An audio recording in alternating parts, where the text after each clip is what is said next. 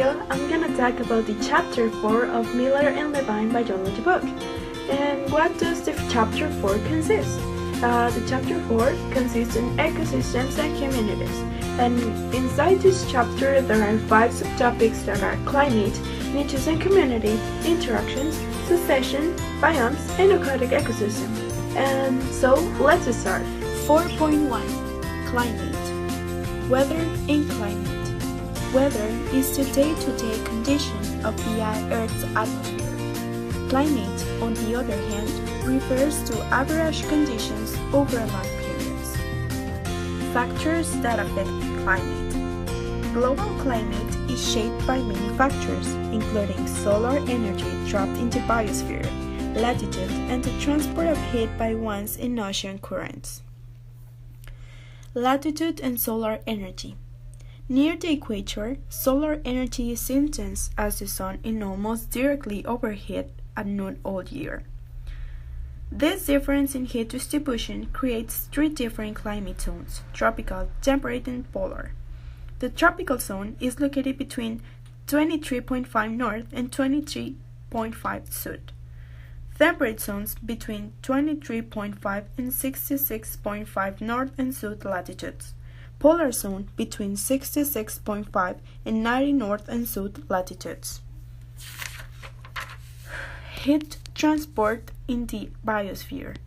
The unequal distribution of heat across the globe states wind and ocean currents which transport heat and moisture. The niche. What's a niche?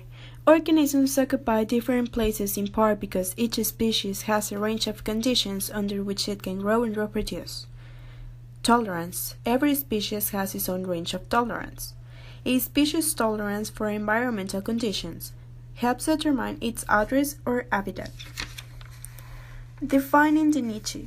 A niche describes not only what an organism does, but also how it interacts with biotic and abiotic factors in the environment. The term resource can refer to any necessity of life, such as water, nutrients, light, food, or space. For plants, resources can include sunlight, water, and soil nutrients. Competition. How does competition shape communities? When organisms attempt to use the same limited ecological resource in the same place at the same time, competition occurs. The competitive exclusion principle says that no 2 species can occupy exactly the same niche in exactly the same habitat at exactly the same time. Predation, herbivory, and keystone species. An interaction in which one animal captures and feeds on other animal is called predation. An interaction in which one herbivore feeds on producers is called herbivory.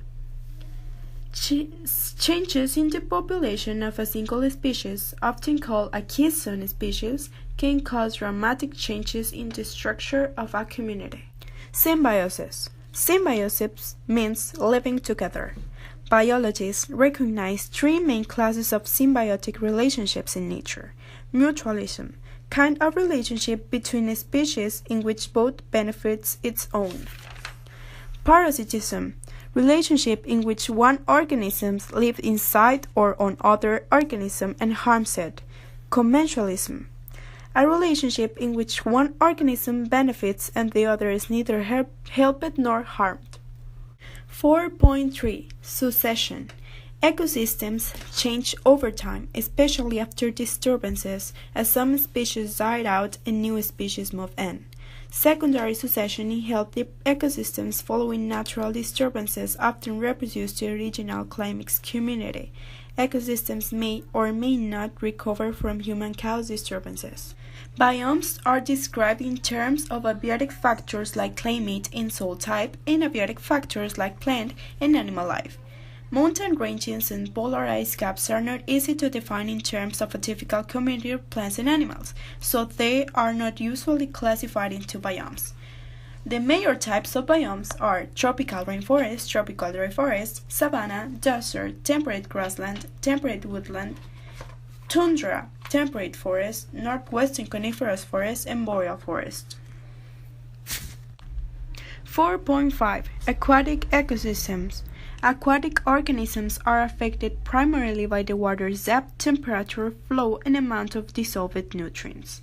Freshwater ecosystems can be divided into three main categories: rivers and streams, lakes and ponds, and freshwater wetlands.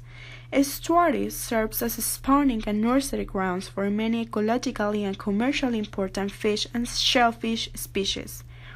Ecologists typically divide the ocean into zones based on depth and distance from shore.